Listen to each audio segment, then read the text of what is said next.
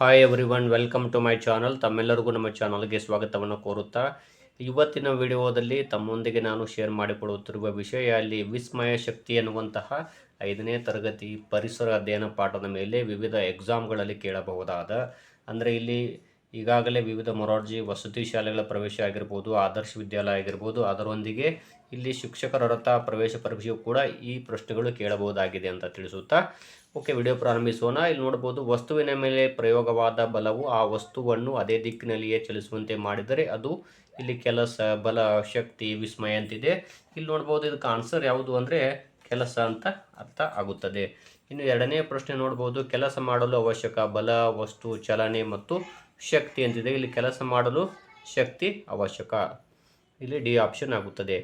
ಓಡಾಡಲು, ಏರಲು, ಇಳಿಯಲು ಈ ಶಕ್ತಿ ಅವಶ್ಯಕ. ಯಾಂತ್ರಿಕ ಶಕ್ತಿ, ಸ್ನಾಯು ಶಕ್ತಿ, ಉಷ್ಣ ಶಕ್ತಿ ಹಾಗೂ ಸೌರ ಶಕ್ತಿ. ಇಲ್ಲಿ ಅದಕ್ಕೆ ನಮಗೆ ಯಾವುದು ಬೇಕು ಅಂದರೆ ಸ್ನಾಯು ಶಕ್ತಿ ಬೇಕಾಗುತ್ತದೆ, ಬಿ ಆಪ್ಷನ್ ಆಗುತ್ತದೆ. ಇನ್ನು ಒಂದು ವಸ್ತು ತನ್ನ ಸ್ಥಾನದಿಂದ ಪಡೆಯುವ ಶಕ್ತಿ, ಇಲ್ಲಿ ಉಷ್ಣ ಶಕ್ತಿ, ಸೌರಶಕ್ತಿ, ಪ್ರಚನ್ನ ಶಕ್ತಿ ಹಾಗೂ ಪವನ ಶಕ್ತಿ. ಇಲ್ಲಿ ಆಪ್ಷನ್ ಸಿ ಇದೆ ನೋಡಿ, ಪ್ರಚನ್ನ ಶಕ್ತಿ ಆಗುತ್ತದೆ. ಇನ್ನು ನೆಕ್ಸ್ಟು, ತನ್ನ ಚಲನೆಯಿಂದ ಪಡೆಯುವ ಶಕ್ತಿ, ಸ್ನಾಯು ಶಕ್ತಿ, ಸೌರಶಕ್ತಿ, ಪ್ರಚನ್ನ ಶಕ್ತಿ ಹಾಗೂ ಚಲನ ಶಕ್ತಿ.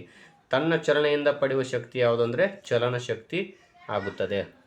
ಇನ್ನು ನೆಕ್ಸ್ಟು,